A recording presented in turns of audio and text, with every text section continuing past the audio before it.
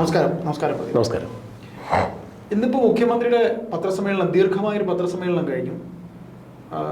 ചോദ്യങ്ങൾക്കെല്ലാം ഉത്തരം അദ്ദേഹം തന്നു. ആ ഉത്തരത്തിൽ ശശിയെ ചേർത്ത് നിർത്തി, അൻവറിനെ തള്ളി, ADGPയെയും കൂടെ ചേർത്തു. അപ്പോൾ BJP നേതാക്കളെ കണ്ടതിൽ ഇന്നും അവ്യക്തതയാണ് ADGPയുടെ കാര്യത്തിൽ. മുഖ്യമന്ത്രി പറഞ്ഞത്, ഞങ്ങൾക്ക് ഒരു ഉദ്യോഗസ്ഥനെ അല്ലെങ്കിൽ ഇങ്ങനെ ദൂതന്മാരെ അയച്ച് ഞങ്ങളുടെ കാര്യങ്ങൾ ചെയ്യേണ്ട കാര്യമില്ല എന്ന് പറഞ്ഞു. ജയരാജന്റെ വിഷയത്തിൽ പാർട്ടി എടുത്ത തീരുമാനം ഇപ്പോൾ ഈ പറയുന്ന ADGPക്കെതിരെ പറയുന്ന കാര്യങ്ങൾ, ശശിയെ ചേർത്ത് നിർത്താൻ, എല്ലാം കൂടെ ഒന്ന് കൂട്ടി വായിച്ച് പറയാം. അത് ഇടതുപക്ഷ ജനാധിപത്യ മുന്നണിയാണ് കേരളം ഭരിക്കണേ. ഇടതുപക്ഷത്തിൻ്റെ ഒരു പ്രത്യേകത എന്താണെന്ന് വെച്ചാൽ, മുഖ്യമന്ത്രി പിണറായി വിജയൻ മുതൽ പാർട്ടി സെക്രട്ടറി MV ഗോവിന്ദൻ മുതൽ ഇങ്ങ് ലോക്കൽ കമ്മിറ്റിയിലുള്ള ആളുകൾ വരെ എന്ത് ചെയ്യണം ചെയ്യണ്ട എന്ന് ബ്രാഞ്ച് കമ്മിറ്റി വരെയുള്ള ബ്രാഞ്ച് കമ്മിറ്റി വരെയുള്ള ആളുകൾ എന്ത് ചെയ്യണം ചെയ്യണ്ട എന്ന് തീരുമാനിക്കുന്നത് ആ പാർട്ടിയുടെ ഒരു കേഡർ പാർട്ടി സ്വഭാവമുള്ള പാർട്ടിയാണ്. ആർക്കെങ്കിലും ഒരാൾക്ക് അതിനൊരു തീരുമാനമെടുത്ത് പാർട്ടി രാഷ്ട്രീയപരമായ കാര്യങ്ങൾ മുന്നോട്ട് നീക്കാൻ സാധിക്കില്ല. ഒരു പ്രത്യേകത അതാണ്. അതെ, അതാ പറഞ്ഞു വരുന്നത്. അപ്പോൾ മുഖ്യമന്ത്രി പിണറായി വിജയനെ സംബന്ധിച്ചിടത്തോളം, പിണറായി വിജയൻ തീരുമാനങ്ങൾ എടുക്കുന്നതിൽ എന്താണെന്നുള്ളത് കേരളത്തിനും എല്ലാവർക്കും അറിയാം. കാരണം അദ്ദേഹം ഒരു തീരുമാനം എടുത്തു കഴിഞ്ഞാൽ പിന്നെ അത് തീരുമാനമായിരിക്കും. ആ തീരുമാനത്തിനോട് കൂടി ചേർന്ന് നിൽക്കാനേ പിന്നെ പാർട്ടി അണികൾക്ക് സാധ്യതയുള്ളൂ. അതെന്താണ് എന്ന് ചോദ്യം ചെയ്യാൻ ഇന്നേവരെ നമ്മൾ ആരും കണ്ടിട്ടില്ല. അതെ, പിണറായി വിജയൻ എന്ന അപ്രമാദിത്വത്തോട് കൂടി നിൽക്കുന്ന നേതാവിനെ ചോദ്യം ചെയ്യാൻ CPM എന്ന പാർട്ടിയിലോ ഭരണത്തിലോ ആരും ഇല്ല എന്നുള്ളതാണ് നമ്മൾ മനസ്സിലാക്കുന്നത്.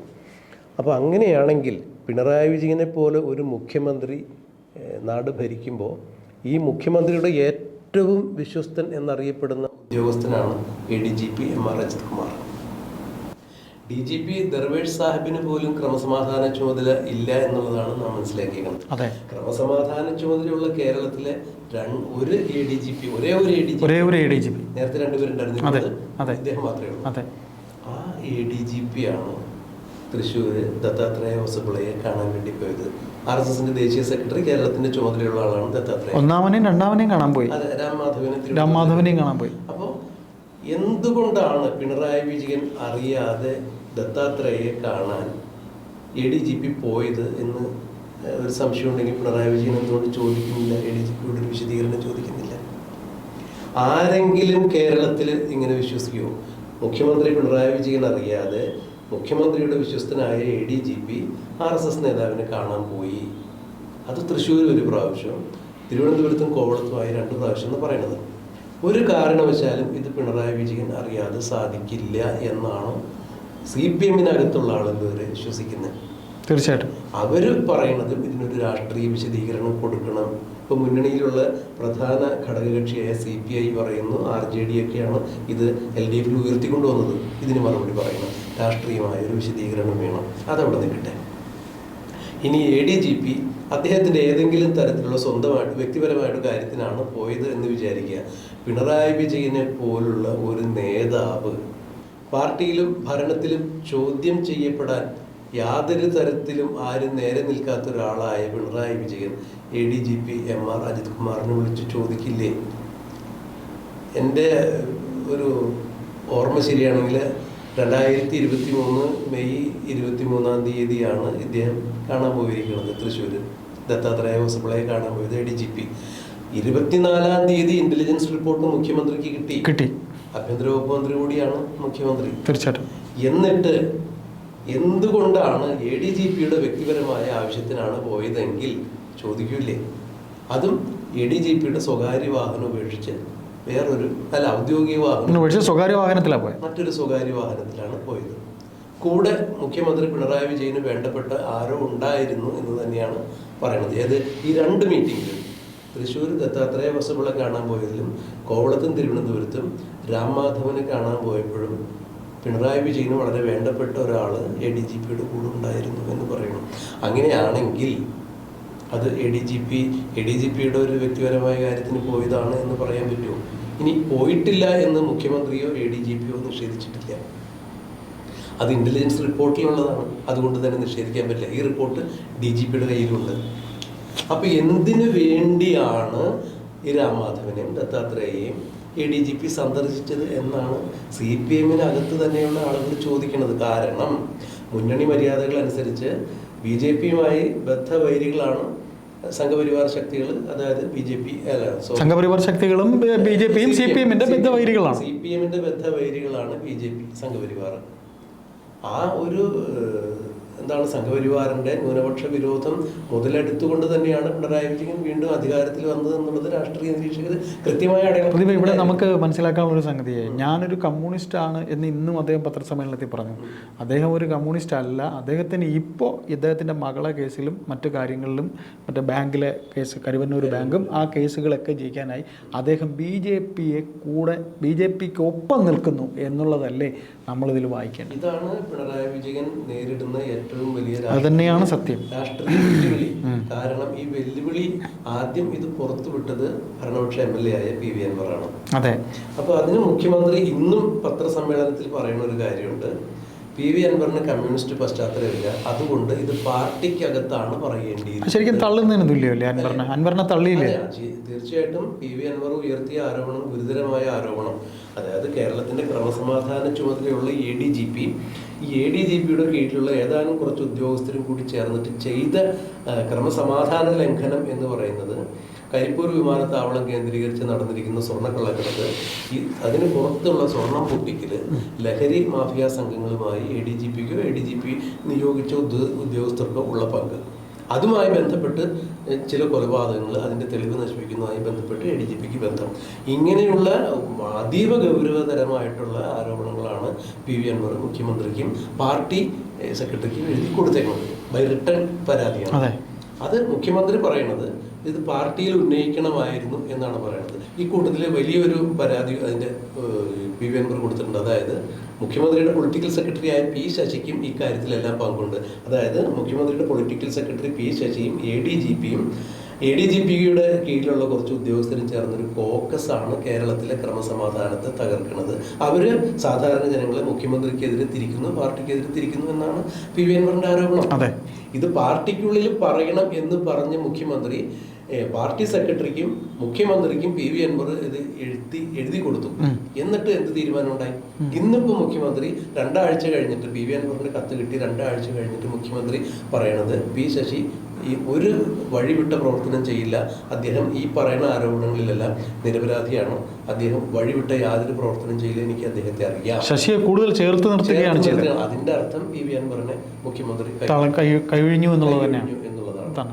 ഇത് തന്നെയാണ് പാർട്ടി പറയുന്ന ഒരു തീരുമാനം. അതായത് നമ്മുടെ MP ഗോവിന്ദൻ ഈ വിഷയത്തിൽ പറഞ്ഞ തീരുമാനം, മുഖ്യമന്ത്രിയുടെ പൊളിറ്റിക്കൽ സെക്രട്ടറിക്ക് എതിരെയുള്ള കാര്യങ്ങൾ നമുക്ക് ചർച്ച ചെയ്യാം, അത് പാർട്ടി ചർച്ച ചെയ്യും.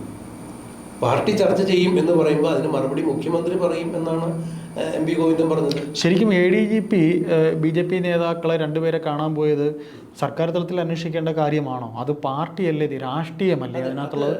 അത് പാർട്ടിയല്ലേ അന്വേഷിക്കുക? തീർച്ചയായിട്ടും. കാരണം ADGP RSSന്റെ നേതാക്കളെ കണ്ടതിൽ ഒരു ക്രൈം ആരോപിക്കാൻ പറ്റില്ല. കാരണം RSS രാജ്യത്ത് നിരോധിക്കപ്പെട്ട സംഘടനയല്ല. അപ്പൊ RSS രാജ്യത്ത് നിരോധിക്കപ്പെട്ട ഒരു സംഘടനയല്ല എന്ന് പറയുമ്പോൾ തന്നെ കേരളത്തിന്റെ ക്രമസമാധാന ചുമതലയുള്ള ഒരു ഉദ്യോഗസ്ഥന് RSS നേതാക്കളെ കണ്ടതിൽ ഒരു ക്രൈം ഇല്ല. മറിച്ച് കേരളം ഭരിക്കുന്ന CPI എന്ന ഇടതുപക്ഷ പാർട്ടി സംഘപരിവാർ ശക്തികളുടെ രാഷ്ട്രീയപരമായിട്ട് എതിർചേരിയിൽ നിൽക്കുന്നതിൻ്റെ പേരിൽ സംഘപരിവാർ ശക്തികളുടെ പ്രതിനിധികളെ ഇടതുപക്ഷ സർക്കാരിൻ്റെ പ്രതിനിധിയായ ADGP പോയി കണ്ടത്, പ്രത്യേകിച്ചും മുഖ്യമന്ത്രി തന്നെയാണ് ആഭ്യന്തര വകുപ്പ് മന്ത്രി. ആഭ്യന്തര വകുപ്പ് മന്ത്രിയുടെ പ്രതിനിധി എന്ന രീതിയിൽ ക്രമസമാധാന ചുമതലയോട് ADGP കണ്ടതിന് രാഷ്ട്രീയ വിശദീകരണം കൊടുക്കേണ്ടതുണ്ട്. അതിന് വേറെ പോലീസ് തലത്തിൽ നിയമപരമായി അന്വേഷിക്കേണ്ട കാര്യങ്ങളൊന്നും അതിലില്ല. അല്ല, രണ്ടാമത്തെ കക്ഷിയാണ് എന്ന് CPI രണ്ടാമത്തെ കക്ഷിയാണ്, അത് ശരിയാണ്. അതിനോടൊപ്പം തന്നെ അവർക്ക് മറ്റൊരു ആവശ്യം കൂടെ ഉണ്ടായിരുന്നു. അവരുടെ ഏറ്റവും പ്രഗത്ഭനായ ഒരു സ്ഥാനാർത്ഥി തൃശ്ശൂർ തോറ്റ്, അത് പൂരം കലങ്ങിയത് മുതൽ ആരംഭിച്ചിരിക്കുകയാണ്. അവിടെ മുതൽ CPI എന്ന് പറയുന്ന പാർട്ടിയുടെ ആവശ്യങ്ങളൊന്നും തന്നെ ഈ മുഖ്യമന്ത്രി അംഗീകരിച്ചിട്ടില്ല. അതിപ്പോഴും അങ്ങനെ തന്നെയാണ്. CPIയുടെ ആവശ്യത്തെ മുഖ്യമന്ത്രി ഇപ്പോഴും പറഞ്ഞേക്കുന്നത് എന്താണ്? ADGP MR അജിത് കുമാറിന്റെ കാര്യം പറഞ്ഞപ്പോഴും അത് അന്വേഷണം നടക്കുന്നുണ്ട്. ADGP MR അജിത് കുമാറിന്റെ അന്വേഷണം നടക്കുന്നത് ഏതാണ്? സ്വർണ്ണ കള്ളക്കടത്ത്, സ്വർണം പൊട്ടിക്കൽ കേസ്, ലഹരി മാഫിയ സംഘങ്ങളുമായിട്ടുള്ള ബന്ധങ്ങളെ കുറിച്ച് പിന്നെ അയാളുടെ അനധികൃത സ്വത്തിന്റെ കാര്യങ്ങൾ, അതെ, ഒടിയാറിൽ വീട് വെക്കുന്നു, പിന്നെ അനധികൃതമായ വരുമാനം, ഇത്തരം കാര്യങ്ങളെ കുറിച്ച് വിജിലൻസ് അന്വേഷണം അടക്കം വേണമെന്നുള്ള ഒരു പരാതിയാണ് പി വി അൻവർ കൊടുത്തത്. അതിലാണ് അന്വേഷണം നടക്കുന്നത്. അല്ലാതെ രാം മാധവനെയോ ദത്താത്രേയ ഹൊസബിളെയോ ADGP പോയി കണ്ടതിൽ യാതൊരു അന്വേഷണവും ഇല്ല. അപ്പൊ പിന്നെ ഈ CPIയോട് മുഖ്യമന്ത്രി പറഞ്ഞേക്കുന്നത് എന്താണ്? അന്വേഷണം വരട്ടെ, അന്വേഷണം വന്നിട്ട് നിയമ നടപടികൾ വേണം എന്നുണ്ടെങ്കിൽ അന്വേഷണ റിപ്പോർട്ടിൽ എന്താണ് പറയുന്നത് അത് പരിശോധിച്ചതിന് ശേഷം നടപടി വേണമെങ്കിൽ നടപടി എടുക്കാന്ന് പറയുമ്പോൾ ഇക്കാര്യത്തിൽ നടപടിയില്ല. രാം മാധവനെയോ ദത്താത്രേയ ഹൊസബിളെയോ കണ്ടതിന്റെ പേരിൽ ADGPക്കെതിരെ രാഷ്ട്രീയപരമായ ഒരു നടപടി ഉണ്ടാകാൻ പോണില്ല. അതാണ് മുഖ്യമന്ത്രി പറഞ്ഞേക്കുന്നത്. അങ്ങനെ ഒരു കേസില്ല, അങ്ങനെ ഒരു പരാതി DGP എങ്ങനെ അന്വേഷിക്കാൻ പറ്റില്ല? ഇന്നിപ്പോ മുഖ്യമന്ത്രി പറഞ്ഞത് അങ്ങനെ ഒരു ഉദ്യോഗസ്ഥരെയൊന്നും ഞങ്ങൾക്ക് നിയമിക്കേണ്ട കാര്യമില്ല, ഞങ്ങളെ കാര്യങ്ങൾ ചെയ്യാൻ. ഒന്ന്, അതിന് ഞങ്ങൾ കോൺഗ്രസ്സുകാരല്ല. രണ്ട്, അദ്ദേഹത്തിന്റെ മറുപടികൾ പോയതാണ്. പിന്നെ അൻവറിന്റെ കാര്യത്തിൽ അയാൾ കോൺഗ്രസ് നിന്ന് വന്ന ഒരാളാണ്, അയാൾ അങ്ങനെ കാണിക്കുള്ളൂ. പക്ഷെ നമ്മുടെ കേരളത്തിന്റെ ചരിത്രം പരിശോധിക്കുമ്പോൾ നേരത്തെ K. കരുണാകരൻ ഇതേപോലെ ജയറാം പടിക്കലെ കുറെ സംരക്ഷിച്ചിട്ടുണ്ടായിരുന്നു. അന്ന് അദ്ദേഹത്തിന് ഉണ്ടായ ആ പേരുദോഷം എന്ന് പറയുന്നത് ചരിത്രത്തിൽ ഇന്നും നമ്മളെല്ലാം ഓർക്കുന്നത് ഈ ജയറാം പടിക്കലിനെയും കരുണാകരനെയും ലിങ്ക് ചെയ്ത് തന്നെയാണ്. അതിന് ഈ പിണറായി ഇപ്പോൾ അങ്ങനെയാണ് കാണിച്ചു പോകുന്നത്. അല്ല, അത്രത്തോളം നമ്മൾ ഈ കാര്യത്തിൽ പുറകിലേക്ക് പോകണ്ട. ഈ പിണറായി വിജയൻ സർക്കാരിന്റെ കാലത്ത് DGP റാങ്കിലേക്ക് ഉയരാൻ സാധ്യത ഉണ്ടായിരുന്ന സെൻകുമാറിനെ എന്തുകൊണ്ടാണ് അത് കറക്റ്റ് ഒരു പോയിന്റാണ് മാറ്റി നിർത്തിയത്? എന്തുകൊണ്ടാണ് മാറ്റി നിർത്തിയത്? ശരിയാണ്. ഈ സംഘപരിവാർ ശക്തികളുമായിട്ട് ബന്ധമുണ്ട്, RSSന്റെ ശാഖയ്ക്ക് കാവൽ നിൽക്കുന്ന ആളുകളെ എങ്ങനെയാണ് സംസ്ഥാനത്തിന്റെ ക്രമസമാധാന ചുമതലയുള്ള ഒരു DGP ആയിട്ട് എങ്ങനെ നിയമിക്കും? അദ്ദേഹത്തിന് ഒരു അല്പ രാഷ്ട്രീയ ചായ്വ് ഉണ്ടായിരുന്നു എന്നുള്ളത് മാത്രമേ ഉള്ളൂ. ആർക്കാണ് ഈ പോലീസ് സേനയിലുള്ള ആളുകൾക്ക്, ആർക്കാണ് രാഷ്ട്രീയ ചായ്വില്ലാത്ത ആളുകൾ ഇവിടെ ഉള്ളത്? പോലീസുകാർക്ക് രാഷ്ട്രീയം പാടില്ല. നമ്മൾ നേരത്തെ കഴിഞ്ഞ ചർച്ചയിൽ പറഞ്ഞ പോലെ DGP ആക്കിയത് തന്നെ എന്തുകൊണ്ടാണ്, ദർവേസ് സാഹിബിനെ ആക്കിയത് തന്നെ എന്താണ്? അത് തീർച്ചയായിട്ടും സംസ്ഥയുടെ ആവശ്യപ്രകാരം തന്നെയാണ് ദർവേസ് സാഹിബിനെ അവിടെ DGP കസേരയിൽ ഇരുത്തിയിട്ട് ADGP കൊണ്ട് ഭരണം നടത്തിച്ചത്, അല്ലേ? DGP വെറും ഡമ്മിയായിരുന്നു. ഇവിടെ DGPയും ആ കാര്യത്തിൽ വളരെ ഭംഗിയായിട്ട് ആക്ട് ചെയ്തിട്ടുണ്ട്. വിജിലൻസ് അന്വേഷണം ശുപാർശ ചെയ്ത് DGPയാണ് ADGPക്കെതിരെ. അപ്പോൾ ഈ DGP വിജിലൻസ് അന്വേഷണം ശുപാർശ ചെയ്ത് കഴിഞ്ഞാൽ മുഖ്യമന്ത്രിക്ക് തള്ളിക്കളയാൻ പറ്റില്ല. തള്ളിക്കളയാൻ കൃത്യമായ കാരണം കാണിക്കേണ്ടി വരും. DGP ഈ വിജിലൻസ് അന്വേഷണം ശുപാർശ ചെയ്തേക്കുന്നതിന് ഒരുപാട് കാര്യങ്ങളുണ്ട്. കാരണം DGPക്ക് ഒരുപാട് കാര്യങ്ങൾ പറഞ്ഞു കൊടുത്തിട്ടുണ്ട്, എഴുതി കൊടുത്തിട്ടുണ്ട്.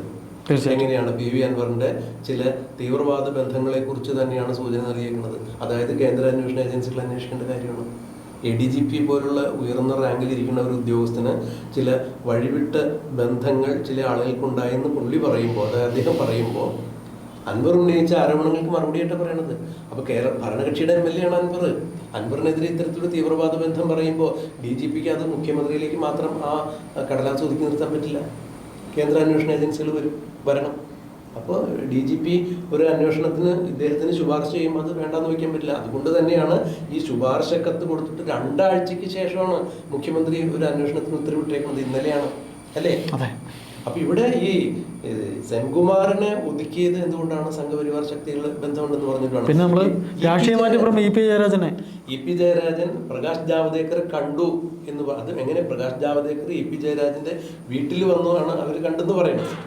അപ്പൊ ഒരിക്കലും കൂടുതൽ സംസാരം നടന്നിട്ടില്ല.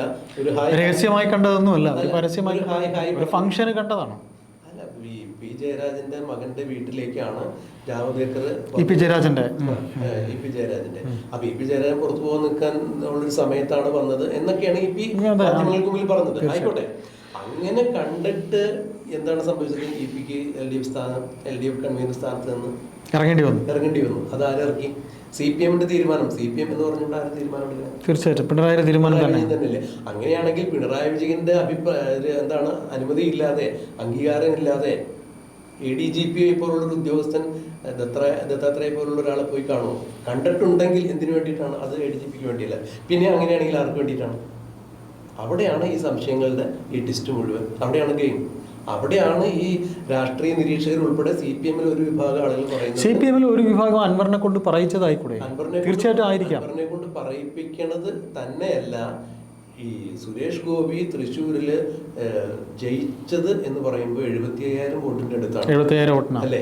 ആ വോട്ടുകൾ എവിടെ നിന്നാ പോയേക്കണം? അല്ല, ഈ തൃശ്ശൂർ പൂരം കലങ്ങിയത് മുതൽ CPMന്റെ വോട്ട് ബാങ്ക് മാറി CPMകാർ തന്നെയാണ് സുരേഷ് ഗോപി ജയിച്ചതെന്നുള്ളത് CPI പോലെയുള്ള മറ്റ് ഇടത് മുന്നണിയിലെ പാർട്ടിക്കാർക്ക് എല്ലാവർക്കും അറിയാം, CPMകാർക്കും അറിയാം. ആ CPM-കാർ തന്നെയാണ് ഇപ്പോൾ. പിണറായി പറഞ്ഞു CPM-കാർ വോട്ട് ചെയ്തു, സുരേഷ് ഗോപി ജയിച്ചു. എന്തിനു വേണ്ടി? മകളുടെ കേസ് ഒഴിവാക്കി മകളുടെ കേസ് ഒഴിവാക്കാനും ഇയാൾക്ക് ഇനി ശിഷ്ടകാലം ജയിലിൽ കഴിയാതിരിക്കാൻ. അത്തരം ഒരു സംശയം ബലപ്പെടുത്തുന്ന രീതിയിൽ തന്നെയാണ് ADGP ദത്താത്രേയ സന്ദർശനം. പക്ഷേ പ്രദീപ്, ഇന്ന് അദ്ദേഹത്തിന്റെ പത്രസമ്മേളനത്തിൽ അദ്ദേഹം പറഞ്ഞത് എന്തെല്ലാം സ്ഥാപിക്കുകയാണ് ചെയ്തത്. നിങ്ങൾ പറയുന്ന പോലെ ശശി ചെയ്യുമെന്നുണ്ടെങ്കിൽ ശശിക്ക് പൊളിറ്റിക്കൽ സെക്രട്ടറി സ്ഥാനത്ത് ഇരിക്കാനുള്ള യോഗ്യതയുണ്ടാവില്ല. ശശി അവിടെ ഇരിക്കില്ല. പൊളിറ്റിക്കൽ സെക്രട്ടറി നിശ്ചയിച്ചിരിക്കുന്നത് പാർട്ടി. അദ്ദേഹം തീർച്ചയായിട്ടും അങ്ങനെ തന്നെയാണ് സംഭവിച്ചേക്കണേ. പിന്നെ ഈ പിണറായി വിജയനെ പോലെയുള്ള ഒരാള് ദത്താത്രേയെ കണ്ടിട്ടുണ്ടെങ്കിൽ അത് ADGP, പിണറായി വിജയന്റെ പ്രതിനിധിയായിട്ട് ADGP ദത്താത്രേയെ കണ്ടിട്ടുണ്ടെങ്കിൽ അത് ADGPക്ക് വേണ്ടിയല്ല എന്നുള്ളത് കൃത്യമായിട്ട് അറിയാം. ADGP എന്തുകൊണ്ടാണ് പറയാത്തത്? അദ്ദേഹം മൗനം ദീക്ഷിക്കുന്നതിന്റെ കാര്യം എന്താണ്? അദ്ദേഹം മൗനം വെടിഞ്ഞാൽ തീർച്ചയായും ഇവിടെ പല സംഭവവികാസങ്ങളുണ്ടാകും. അത് കൃത്യമായി പിണറായി വിജയൻ അറിയാം. അതുകൊണ്ട് തന്നെയാണ് ADGP-നെ സംരക്ഷിച്ചു നിർത്തുന്നത്. ഒന്നുകൂടി പറഞ്ഞോട്ടെ, അതുകൊണ്ട് തന്നെയാണ് ഈ പൊളിറ്റിക്കൽ സെക്രട്ടറി ആയ അദ്ദേഹം അത് പറയൂ. അദ്ദേഹം ഒരു സർക്കാർ ഉദ്യോഗസ്ഥനാണ്. അദ്ദേഹത്തിനെതിരെ ഏതെങ്കിലും തരത്തിലൊരു നീക്കം ഉണ്ടാകുകയാണെന്നുണ്ടെങ്കിൽ അദ്ദേഹത്തിന് തീർച്ചയായിട്ടും പറയും. ബലിയാടാക്കാനാണ് ശ്രമം എന്നുണ്ടെങ്കിൽ തീർച്ചയായും. പക്ഷെ ഇവിടെ ഒരു ഭരണാധികാരി താൻ ചേർത്ത് നിർത്തിയവരെ കൈവിടുന്നില്ല എന്നല്ലേ കാണിക്കുന്നത്?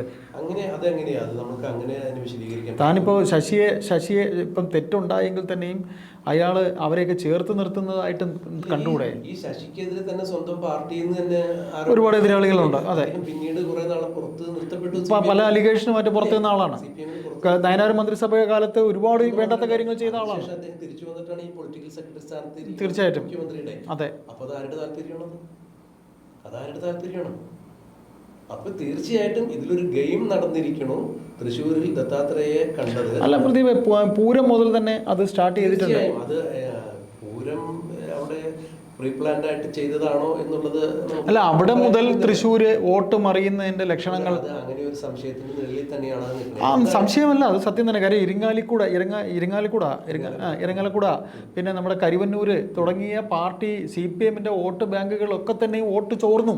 അതെ, അതിന് മറ്റൊരു കാര്യം കൂടി രാഷ്ട്രീയ നിരീക്ഷകർ ചൂണ്ടിക്കാണിക്കുന്നത് എന്താ വെച്ചാല്, ഈ സീരിയസ് ഫ്രോഡ് ഇൻവെസ്റ്റിഗേഷൻ ഓഫീസിന്റെ അന്വേഷണം, ED-യുടെ അന്വേഷണം, IT അന്വേഷണം, ഇതെല്ലാം പിണറായി വിജയന്റെ മകൾ വീണ വിജയനെ ചുറ്റിപ്പറ്റി ഉണ്ടായിരുന്നു. ഒരു സമയത്ത് ED-യുടെ വാറണ്ട് വരെ വരുന്നു എന്നുള്ള അവസ്ഥയിൽ ഇപ്പൊ ഒന്നും തന്നെ കേൾക്കാനില്ലല്ലോ. അപ്പൊ ഈ അന്നും രാഷ്ട്രീയ കേരളം പറഞ്ഞിരുന്നത് ഇത് ഈ ലോക്സഭാ തെരഞ്ഞെടുപ്പ് വരെ കാണും, കേൾക്കും, അതിനുശേഷം അത് ഉണ്ടാകാൻ സാധ്യതയില്ല. അവിടെ ഒരു വലിയൊരു ഇനി ഒരു കാര്യം കൂടെ ഓർമ്മിച്ചോട്ടെ, അവിടെ ഒരു വലിയ സെറ്റിൽമെന്റിനുള്ള സാധ്യതകളുണ്ട്.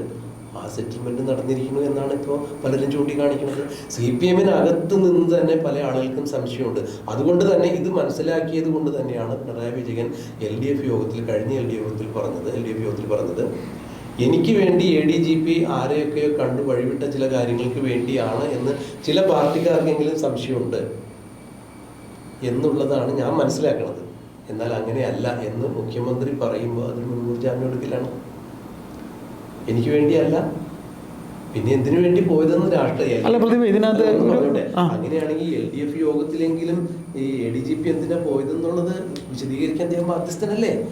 അതായത് തങ്ങളുടെ മുന്നണിയെ ബോധിപ്പിക്കേണ്ട ഒരു ബാധ്യതയുണ്ട്, രാഷ്ട്രീയമായിട്ടുള്ള ഉത്തരവാദിത്തം അദ്ദേഹം ഇപ്പോഴും അത് എന്തുകൊണ്ടാണെന്ന് പറയുന്നില്ല. അപ്പൊ അത് എന്തുകൊണ്ട് പറയുന്നില്ല?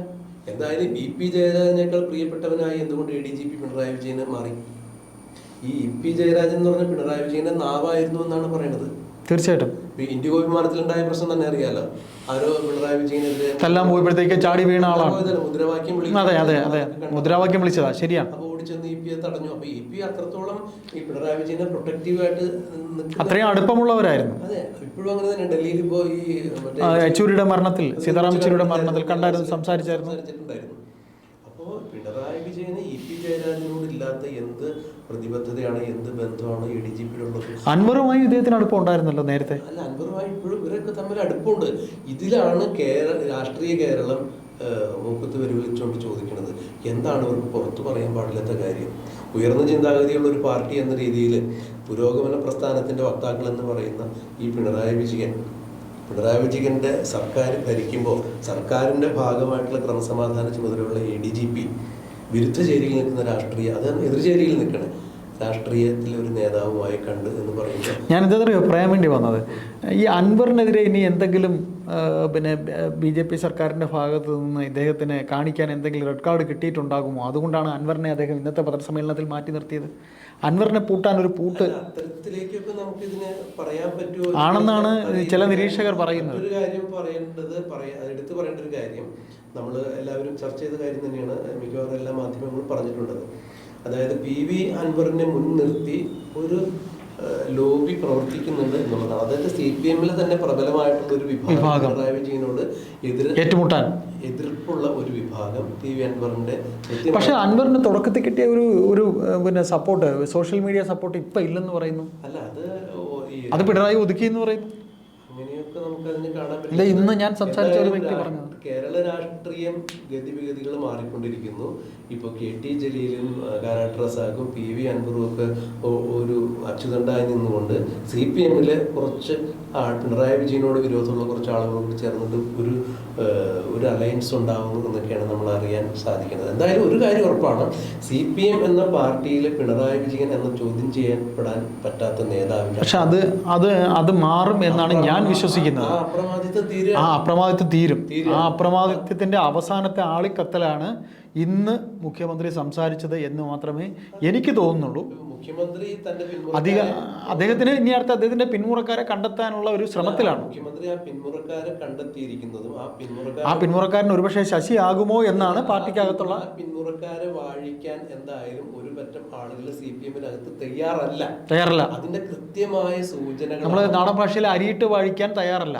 അരിയിട്ട് വാഴിക്കാനുള്ള ആ പ്രാരംഭ പ്രവർത്തനങ്ങളൊക്കെ മുടക്കാൻ വേണ്ടി തന്നെയാണ് PV അൻവർ എന്ന ഈ ഇദ്ദേഹത്തെ മുൻനിർത്തിക്കൊണ്ട് കളിക്കുന്ന. എന്തായാലും അത് വെറുതെ പോകില്ല എന്ന് തന്നെ ഒരിക്കലുമില്ല. കാരണം ഇനി ഒരിക്കലും കേരള രാഷ്ട്രീയത്തിൽ പിണറായി വിജയൻ എന്ന ഒരു നേതാവിന്റെ ശക്തി പഴയതുപോലെ ഉണ്ടാവില്ല, സാധ്യതയില്ല. ആ ചോദ്യം ചെയ്യപ്പെടാത്ത ഒരു നേതാവ് എന്ന രീതിയിൽ പിണറായി വിജയൻ ഇനി ഒരിക്കലും പാർട്ടിയിലേക്കോ ഭരണത്തിലേക്കോ തിരിച്ചു വരാനും സാധ്യതയില്ല എന്നുള്ളതാണ് ഇപ്പോഴത്തെ രാഷ്ട്രീയ സംഭവവികാസങ്ങളിൽ കണ്ട് നമുക്ക് മനസ്സിലാക്കാൻ സാധിക്കുന്നത്. എന്തായാലും PV അൻവറിന്റെ പുറകില് കൃത്യമായ ഒരു ശക്തിയുണ്ട്. ആ ശക്തി അത് പാർട്ടിക്കകത്തു നിന്നുള്ളത് തന്നെയാണ്. ആ ശക്തി ആരൊക്കെയെന്ന് തിരിച്ചറിഞ്ഞുകൊണ്ട് തന്നെയാണ് പിണറായി ഇപ്പൊ ഇന്ന് പറഞ്ഞിരിക്കുന്നത് PV അൻവറിനെ പിന്തള്ളുന്ന പോലെ തന്നെ പറഞ്ഞേക്കുന്നത്. കാരണം കൃത്യമായി എവിടെ നിന്നാണ് നീക്കുണ്ടായിരുന്നത് ഈ പിണറായി. ഒരു വേള ഒരു സംശയം, പിണറായി ശശിയെയാണോ തന്റെ പിൻഗാമിയായി കാണുന്നത്?